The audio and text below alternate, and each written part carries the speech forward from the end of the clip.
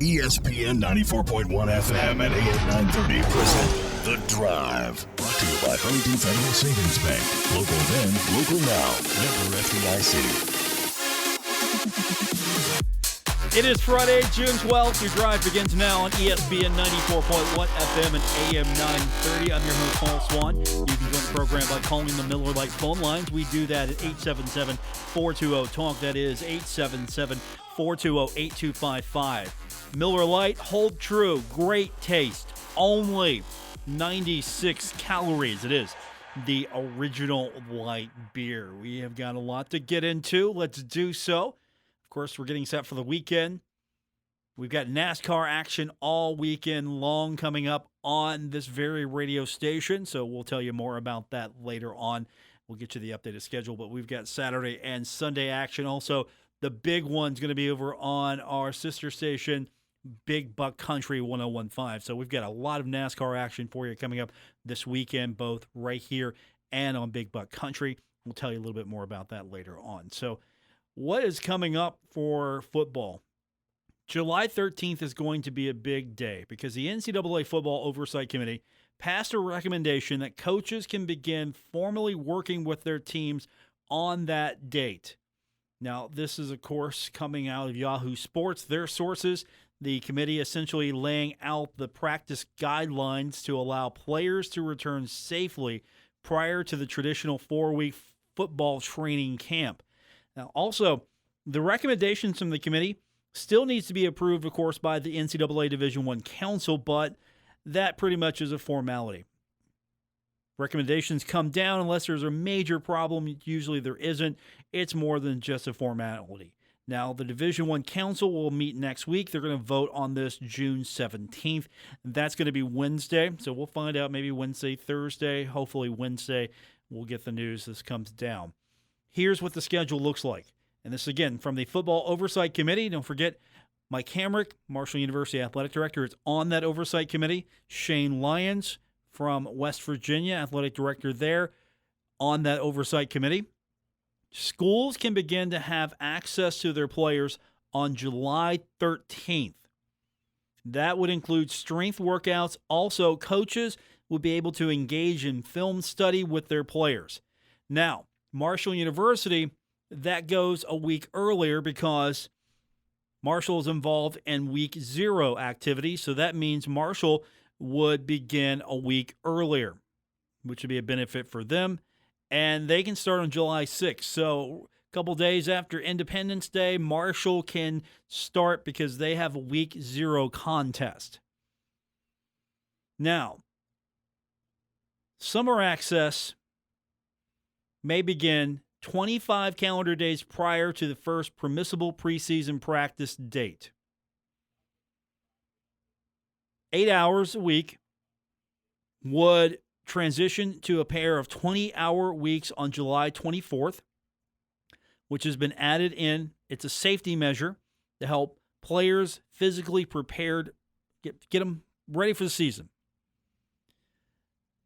These are compared to being, this is sort of like OTAs, NFL OTAs. That's what this is being compared to. NFL OTAs. They're included,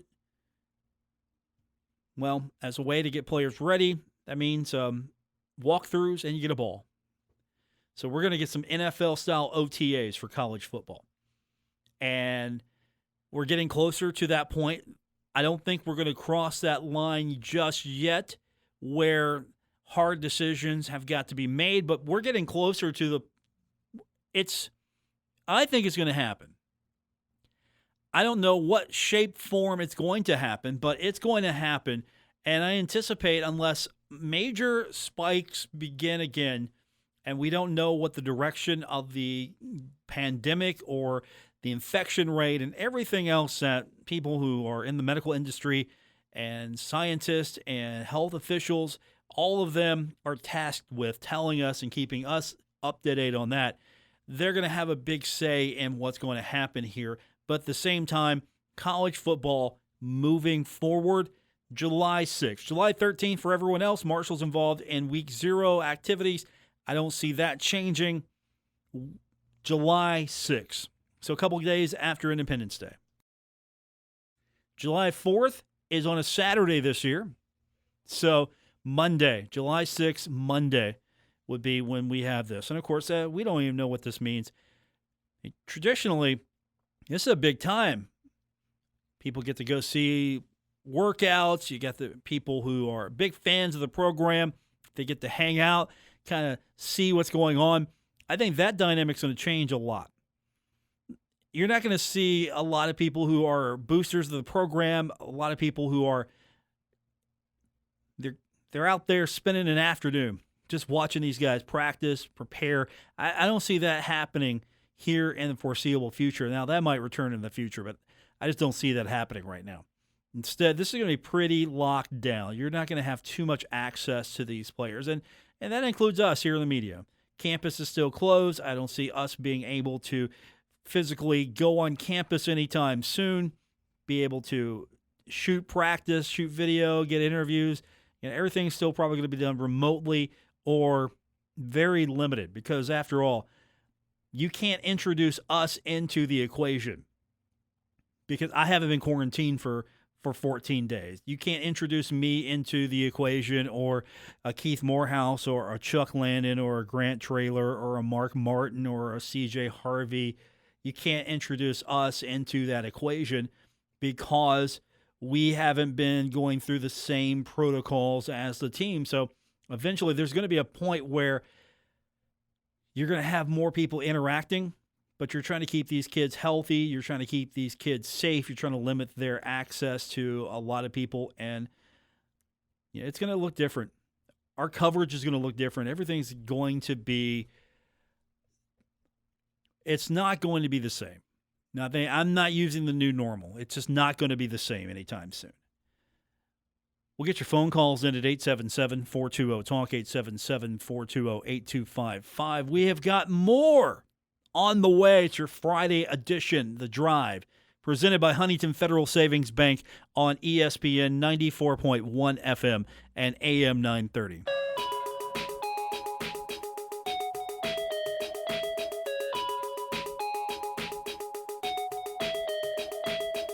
This is The Drive with Paul Swann on ESPN 94.1 FM and AM 930.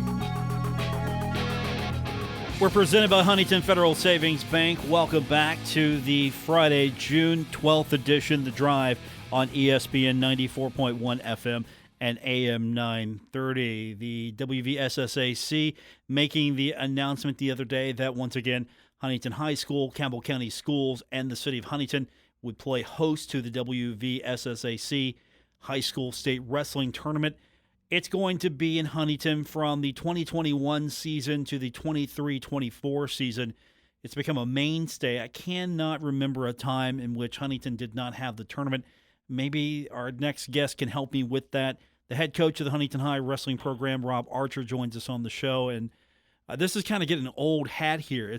It's not automatic every year, but you sort of have a dynasty in hosting this tournament. Hey, Paul, how you doing? I'm good, sir. We have a dynasty doing it just because we have a bunch of good people that help us out and volunteer at time. Is that just it? I mean, what makes Huntington so special? I mean, there are a lot of other cities, I'm sure, a lot of other facilities trying to make a bid. What keeps putting Huntington over the top? Well, there's always rumblings about other cities doing it, and I think it was more so with what's going on right now with the shutdown. The entertainment industry's down and the arenas want it bad. So I'm not sure they beat the timeline to get it in, but I think that this stretch of 4 years plus the next one will be more competition. And of course, people want it. You bring $1 million plus to your city, and people are always trying to compete for those kind of events. So wrestling people, they stay. It's 3 days long. You're talking about hotels, food, gasoline, all that kind of stuff. So there's a lot of things involved. I mean, you bring a lot of high school kids. High school kids want to eat. So they eat a lot of restaurants, and everybody benefits from it. So I just think it's a tribute, honestly, not as much to Huntington wrestling like that. It's more a tribute to the city of Huntington and what we provide for people to come and enjoy themselves, plus the environment. But it's hard. Wrestling's like track. You have to have a lot of people involved to run a tournament because there's a lot of officials, a lot of things going on behind the scenes that people don't know about. And we just have a lot of volunteers who just annually just show up and give their time, and it's almost expected they'll be there. They don't say much. We don't say much. They just show up, and they've accumulated over time. I'm sure when it first started, I believe back in the early 80s of us getting continuously, it wasn't like that. But now it's got such a steamroll that we just keep picking up more people. So it's a wonderful thing, and it's mostly Huntington people. So our community is really back here a lot, and it's just they don't get much notoriety for it, but they're doing a lot of work. How do you avoid the fatigue? You do something after a while. Either you love it and you keep wanting to do it, or there's that fatigue and maybe, all right, I still want to do this, but you don't put as much energy into it. That doesn't seem to be the case here with the tournament. That's a good point. I got a very understanding wife plus a very understanding family. I mean, my parents started this. So for me, I grew up with it being here. Very few times was it somewhere else. So for me, it's just an annual routine, and my family, same thing. So that was part of the wedding vows. My wife became an archer. It was like, you're going to be doing this too. So it's just how it goes. But at the same time, it takes a lot of people. So I don't worry about it much. I mean, I think my parents are concerned about it more because they were there when it first started and they know what can happen if things go wrong. But I'm just so used to meeting people helping that I know things will work out right. We've seen almost everything that can go wrong with it. We've, had problems, had not. And the thing is, we just know what the backups are. We've done it for a long time. It's a routine. So it's just, we're just very lucky to have all the people help that just show up. I mean, I can't tell you how people who don't get paid that just pop up and say, hey, I'm going to do this and take this off your hands. And I'm luckily able to coach the team and go. There's not much to it for me once the tournament starts, except coaching the team. Rob Archer's joining me, head coach of the Huntington High wrestling program, and this is one of the jewels of Huntington's sports season. I know in past conversations with Steve Williams, mayor of Huntington, he likes events like this. It really helps to have a city, a municipality that's really invested in helping make this work. I mean, you could put everything you want into it, but if the city wasn't behind you and the county, it really would be hard to pull this off. Absolutely, and I think they have done a good job of stepping up and helping us out, from the arena to the county commission to the mayor's office. They've all stepped up. Little things like the police helping us out on days that like people get tickets because they're in the wrong spot, things like that. I mean, there's so many things go on that you don't get to say thank you a whole lot for that they do. But I think our city's very welcoming. I'm biased. I'm from here, but we have a great community, and I love to show it off, and so does my family. So our business is wrestling and Archer family. So, when we can bring wrestling into our town, and you're supposed to take whatever you're into with your family, you're supposed to take it and make your community better before it. And that's my dad's basic point of starting this. Is if we can do this here, we can do it better. And that's how it started. So we've just been lucky enough to keep it. And the SSAC's kind of back that, and they've obviously supported it. And then the people just coming, that's the reason we get it. If it was just Huntington High or just the Archers or just the certain people that started it, it wouldn't be able to stay here. But with everybody's help, it's just a huge thing, and everybody does have a hand in it. And I can attest what it brings to Huntington. The tournament that's before, I guess, the younger tournament, the last time it was Huntington, you know better what tournament that was than I was. I know.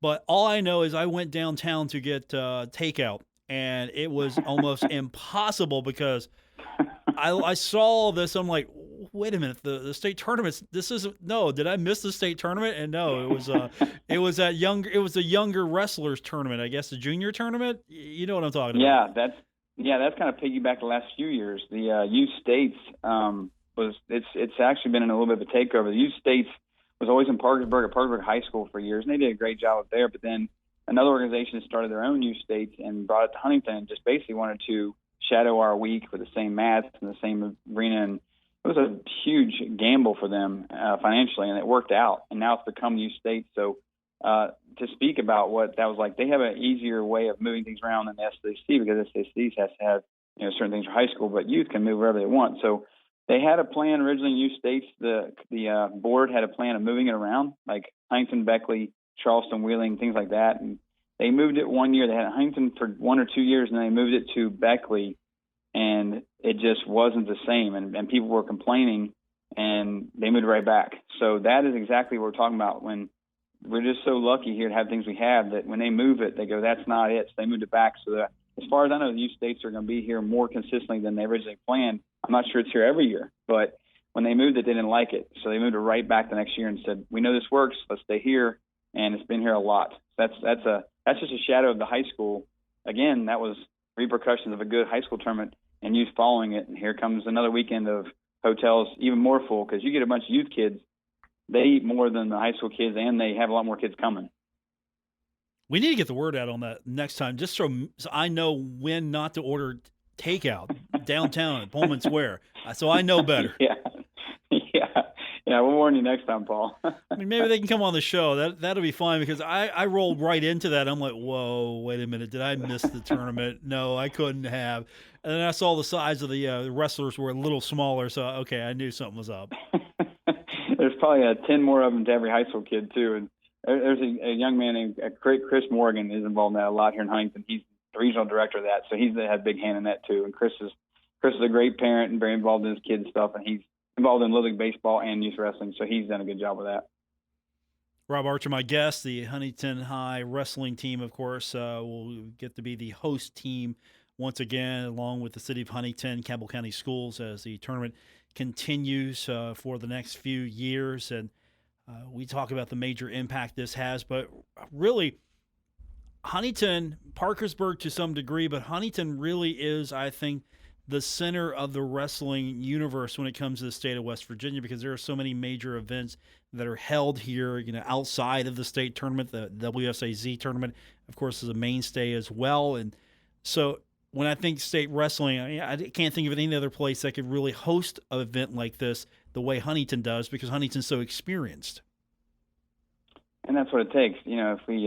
It's just a lot of people experience, like you said, doing those little jobs that if you haven't ran it, oh, I forgot about that. I forgot about the hospitality room. I forgot about getting the officials' hotel rooms. And it's just so much management, whereas if you were taking it the first time, you really would forget it. And my fear, and my parents' fear, is obviously if we would lose it for a year or two and try and get it back, the people would be out of practice, because right now it's just routine, and that's important. But, if we lost it, we'd try and get it back. We'd always try and fight it for it back. But it is a lot of work. And even my wrestling team, my kids that didn't qualify, do a lot of work behind the scenes, putting things down. It's a whole weekend. But it starts pretty much as soon as it ends. You start working on the next year. And you're right about Huntington being the center of wrestling in the state. I get a lot of coaches coming to me who they're involved with high school level and then WSAZ. That's twice. So that's twice a season. They come to WSAZ, and they come down again for state the next month in February, and then they come the next weekend for maybe their son or their youth club. So they're coming from Wheeling and New Martinsville, places like that, and they're driving down 3 times.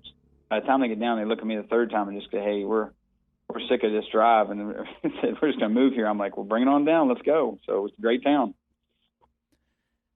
Do you ever see you ever see a day where nobody cares anymore? I mean, that's the thing. When I go back to earlier, it's just you get used to something, and you try to avoid that fear of complacency. But I don't know if I can ever envision that time where Huntington is not really supportive of wrestling, youth sports, wrestling especially. It just it doesn't feel like that's something that's ever going to lose its passion. And I know it's possible. So, I mean, that's got to be a challenge for you on a yearly basis or a daily basis, is to keep people energized, keep people interested in the sport of wrestling. Because, without the state tournaments, we probably in the media don't do a good enough job talking about the kids and what they do. It is, and I think every sport goes through a little bit, but that's the competition of your sport. I don't care if you're talking about baseball or volleyball or whatever you're talking about. You've got to get out there and compete, and it's a lot of work from a lot of people. The whole community. We have a wrestling community here that's very strong, but I'd like it to be stronger. I've got higher dreams, and I moved back here for a reason after college, was to get even stronger than it was. And it's not where I want it to be as far as the success. I'm stingy and competitive. I want to win the state tournament every year. We've won 2. That's not enough. So I'm working right now to get more, and we got kids who are hungry and parents and families who are hungry, and we got our rivals out there, and they love to watch us go down, and from Parkersburg and Wheeling all the way up, that they'd love to see us go down. So I've heard a little bit of griping when they say that this home field advantage, but it hasn't served us well to win more state titles than Parkersburg or Parkersburg South. So in my opinion, I don't like them coming in here and taking our trophy and going home. It's ours. We need to keep it here. So that's the competitive side of myself, and I tell the kids that all the time. Like, we've got to work to keep it here. They can go home with the second. We keep the first here. So that's my preach to the kids. But it's constantly selling your sport. And, my father was very resourceful in doing that, and he put that as a priority to make, Huntington, make wrestling important in Huntington. And, everybody's got their strengths, but at the same time, I think it's easier to keep it than to gain it, possibly. I just think that once it's going, if you keep it going, keep the same energy and maybe up it a little bit, you can grow on that.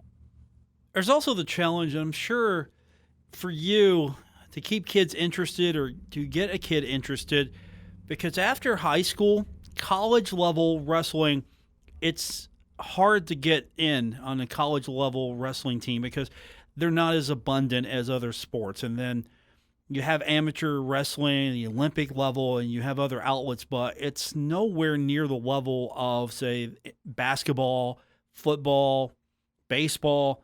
I mean, I know that's got to be a challenge for you as well to keep these kids interested or to get them interested because they're not seeing it. The only thing they see, if they see wrestling on TV, not during an Olympic year, is professional wrestling, and that's definitely not an indicator or that's really not reflective of your sport. I mean, it's fun, but it's not your sport. Right, and that's true, and it's an amateur sport, but a lot of things, it's growing really fast, and the fact that we've got a great team for USA right now. I would have loved to have seen the Olympics this fall. We've got one of our strongest teams. I was going to go with a couple of my assistant coaches and head to the Olympic trials. We're at Penn State this year. I was getting tickets, and the trials were just getting so competitive. You got world champions going against each other because the weight classes combine. So you got 2 world champs on the USA team, and only one can make the team. It's getting ridiculously competitive.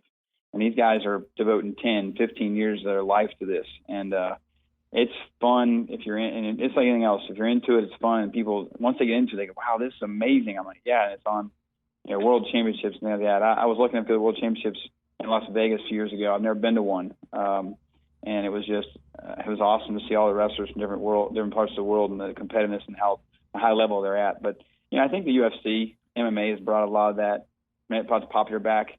If I watch any UFC event, which I don't watch all of them, but I do enjoy it.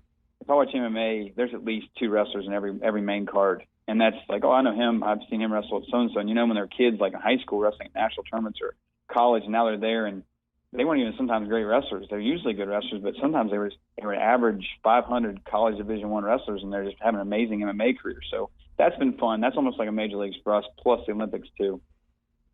Rob Archer, my guest. You mentioned the Olympics and this year not happening because of the COVID-19 pandemic.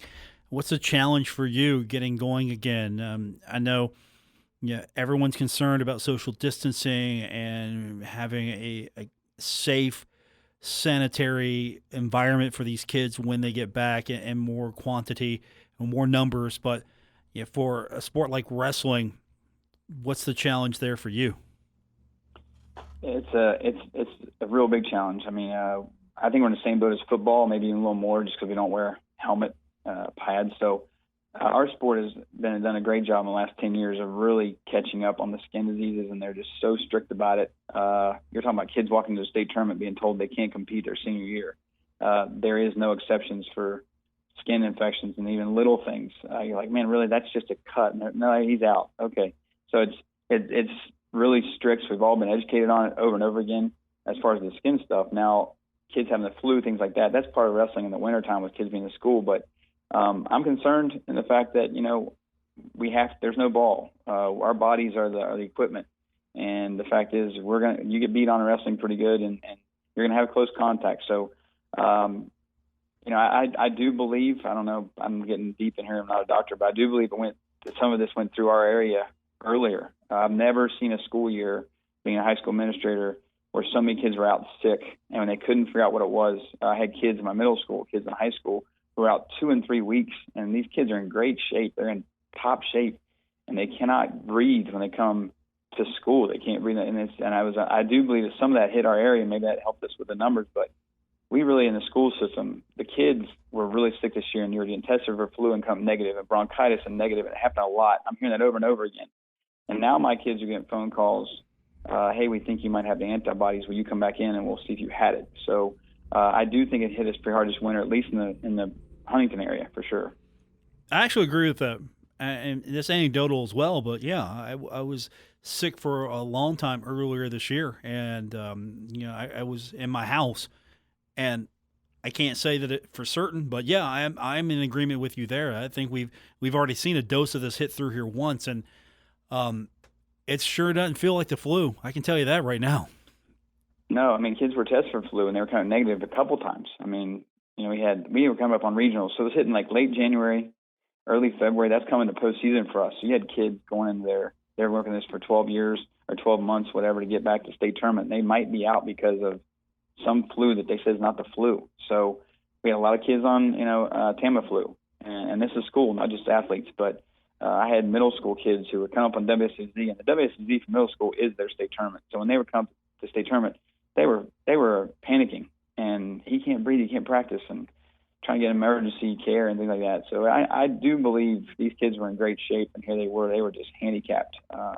I've never had a season where I had to go. We had conference early February, and MSAC conference, and I did not take my team to the conference. I took 5 JV guys because the next week was regionals, and if they didn't qualify regionally, they didn't qualify for state. So I did not take my varsity to conference. We were just wiped out. It seemed like it was spreading every day. Another kid was down, and I get one back and lose 2. So I finally said no contact for 4 days straight, and we actually recovered a little bit and got second in the regionals. And if we wouldn't have done that, I think we would have been really hurting and not qualified some kids and possibly lost some state champions. So moving forward, of course, we're more aware now. Masks are not an option for wrestling. I mean, that's just not possible. I can't see that with the type of sport it is. I mean, do you see distancing? Do you see quarantining? Do you see testing? And how do you see this progressing or moving forward? I do see testing. I see testing a kid when he walks in the room. If he hasn't contacted anybody. Definitely sterilizing everything, which you already do. I mean, everything's really sterilized for the skin infections, things like that. But testing the kids so they walk in, and then maybe even test them the next day at school. And if there's any kind of signs, they'd be out for an extended amount of time, maybe 2 weeks, 14 days, a week, whatever. So, yeah, I do see testing, and I think that they would have no contact with anybody, and that includes not even coming to touch a bicycle in the corner when everybody's wrestling. So things like that. And I think football's going to be the same boat. I think football's going to go through it before we do. I hope I've talked to Coach Seals a lot. I think there's going to be a football season. I feel pretty good about it. But, man, these kids, I was up yesterday just overlooking football practice as they were doing hour-long conditioning drills. There was, I think, 80-plus kids at Huntington High doing, and these kids are itching to get out. I could tell they were excited to be out there. They're kept in pods of 10, so that was tough to keep them from talking, high-fiving, whatever. They haven't seen each other forever, so the social part for a 14 to 18-year-old was just rough. But at the same time, they were just so excited to be out. It was good to see them out there. By the way, I see Coach Seals getting that new turf. What are they getting you? I mean, we're going to get some new mats, something for you. What are you getting out of this deal here? Well, we always need new mats, but I think that's coming next. We possibly need some more mats because we're always hosting the tournament, so when you move them around, they get beat up pretty good. But I think High takes care of us pretty good on the mats. We don't have any complaints there. I'm glad he's getting his turf. We've done a great job taking care of it. Bruce Sr. and Coach Seals, we're pretty anal about that thing. The community can obviously use it, but we don't let them tear it up. So it's lasted a long time. I think it lasted past what it was supposed to. So we do take care of our stuff pretty well on the hill, and that's a tribute to a lot of people that are above my head. So new mats. I mean, come on, we need to get something a little bit better. I don't know, video board. We could have fancy entrances for your kids as they come out. I mean, that'd be great. Let's jazz it up a little bit here. Let's. They love some flames, right? Right, pyro, everything. Let's really make this a big deal here. I mean, we could have a digital scoreboard. We could have Michael Buffer. I mean, we can just really fancy it up here. Paul, I got to bring you some meetings hanging high, but I need you right behind me. I need you right there arguing for me. That's good. I can handle this. The college level has kind of separated. I'm a big college fan. I wrestled Ohio State myself, so it's great to see what Coach Ryan is doing at Ohio State with the program. It's amazing the war going on between the Big Ten schools. They've just invested so much money in their coaches and their facility. It's almost like copying football from 20 years ago. And now they're getting the pyrotechnics for duels. Like we walked out to just, hey, here he is from West Virginia, Rob Archer. And then now these guys are walking out to flames and their personal music. And I'm looking back like, that's kind of jealous. We didn't have that. But it's gotten a lot better. And you get some duels where there was a duel at Iowa where it had 45,000 people. They put it in the football stadium in November. So they put a mat in the end zone. And it was Iowa versus Oklahoma State. And they had 45,000 people at the duel 3 years ago. That was awesome. That means a few more bake sales, I think, coming up at Huntington High to get you what you need. yeah, absolutely. Rob Archer joining us on the program today. We found out a couple of days ago, the SSAC bringing the state tournament back. It's going to be here in Huntington from now until the 23-24 season, and then hopefully another 4 years. Good catching up with you. We need to do it more often. Hopefully, we've got some opportunities coming up here in the fall, and we can talk about your squad running for another championship. Absolutely. Thanks, Paul. Appreciate it. And thanks for all you guys do. I know it's been tough with no sports. You guys have done a great job. I listen to you all the time. Oh man, I'm going to tell you right now. I'm on the mat dying every day. Every day. Yeah. So when you come on, this just makes my day easy when I get you on or someone else, because it's just tough out there. I think I'm slowly dying on the radio every day. Absolutely. Yeah. I've talked to Keith Morehouse a few times. He's come to the school to do a couple stories on kids and the same thing. And you've done enough. There's been enough list of everybody's greatest of all time. Let's get some current stuff going. I'm with you there. I'm on board with that completely. Rob, good talking to you. We're going to get you. We want you to come down to a live show at the state tournament next year when you do it, or WCZ if it fits your date better. We'll get you to do live from the arena next year. I think we can make that happen. That can be a thing. Let's let's work on that. That can be a thing. Make that happen. Absolutely. I get you some good people around the state talking about wrestling or talking about high school sports. There's a lot of people in there that are involved. It's a great reflection of the state. Good people with good kids. Okay, well, we'll plan on that. Let's just go ahead and commit early now to it. Let's just plan to be there for the state tournament. Sounds good. Thank you, sir. Talk to you soon. Take care. Rob Archer. Okay, so we're going to be doing the show live, the state tournament this year. Coming up next year, we're going to be doing that. Okay, we're on board with that. Let's do that. We could bring, I don't know if I can get the inflatable. We could get the dog inflatable. I mean, we could possibly do that. We'll see what we can come up with. Okay, so we're going to be at the state tournament. I'm on board with that. We've got more on the way. It's The Drive, ESPN 94.1 FM and AM 930. Don't worry. Paul Swann has the wheel on The Drive, ESPN 94.1 FM and AM 930.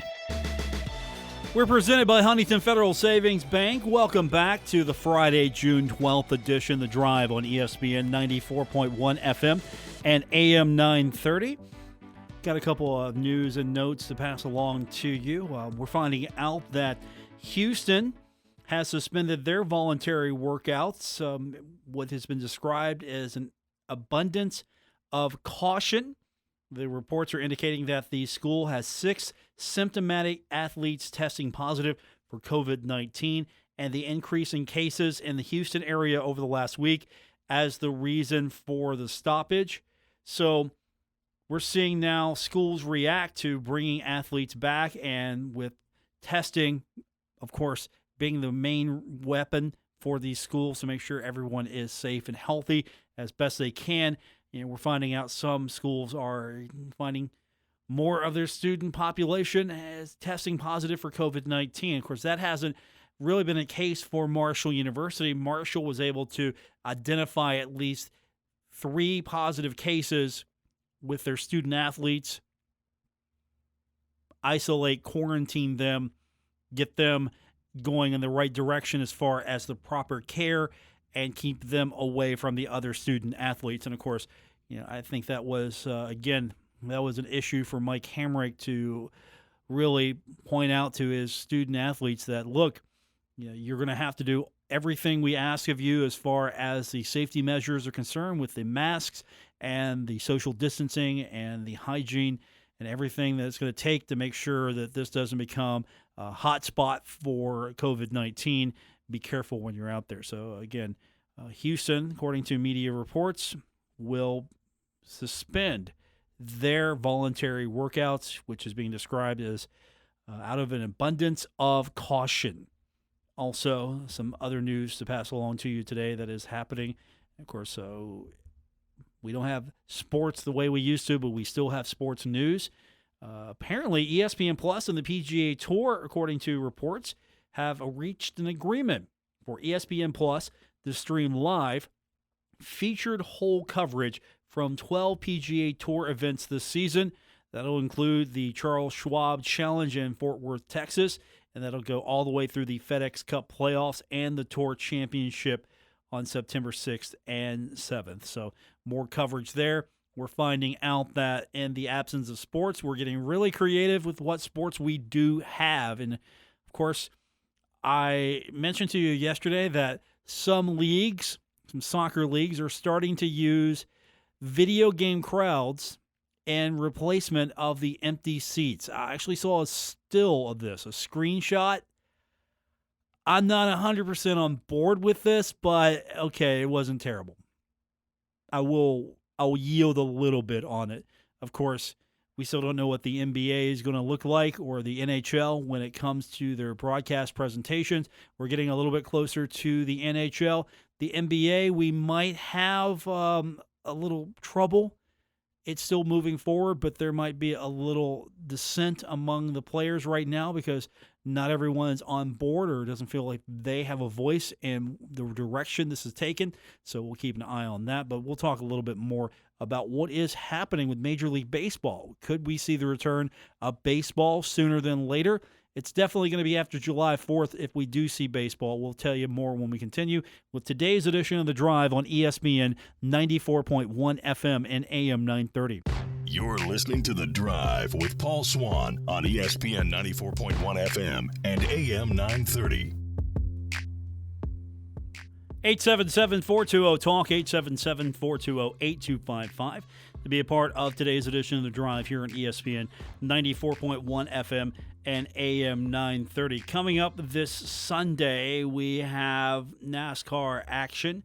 We are going to have the NASCAR Xfinity Series. This will be from Homestead Miami Speedway. We go on the air at 11:30 a.m. You can, of course, catch that right here on ESPN 94.1 FM and AM 930. Now, also coming up on Saturday, we have got afternoon racing for you as well. I believe this is coming up. I think this one is coming up at 7 p.m., actually, if I'm understanding my schedule correctly. And we have got truck racing action for you. And that's also right here on ESPN 94.1 FM and AM 930. So we have got racing action for you this weekend with the trucks, the Xfinity Series, and, of course, the Cup Series itself.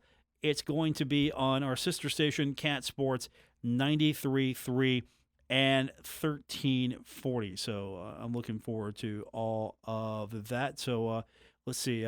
Okay, yes, it's the NASCAR Gander RV and Outdoors Truck Series.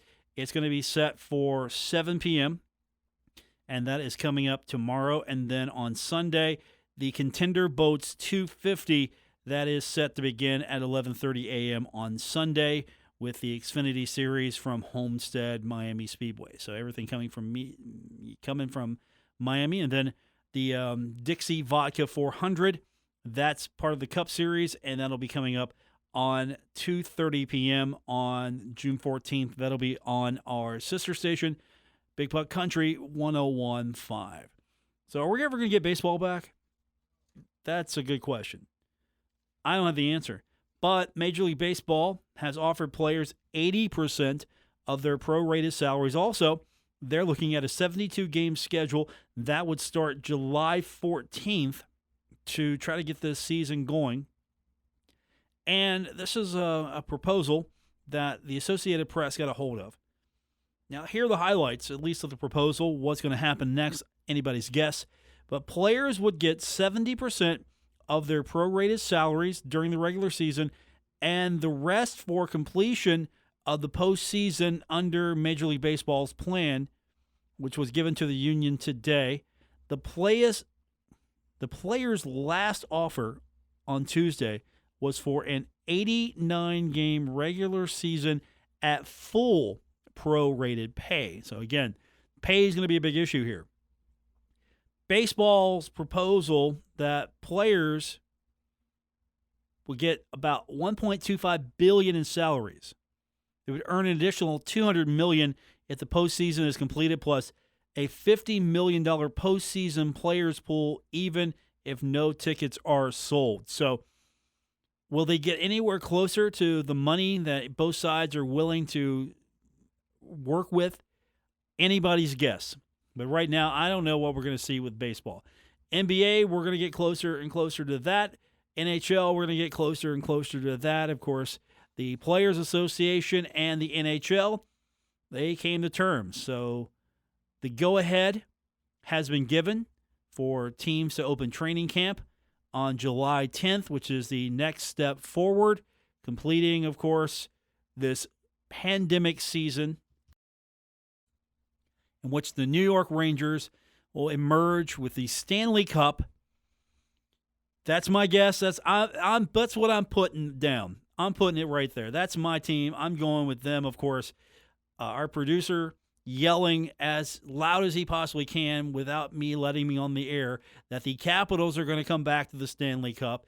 And, of course, I'm going to hear a lot of trash from probably over at Marshall University Sports Information Director Jason Coyer, who does a fantastic job except in picking hockey teams, will be pulling for his Carolina Hurricanes,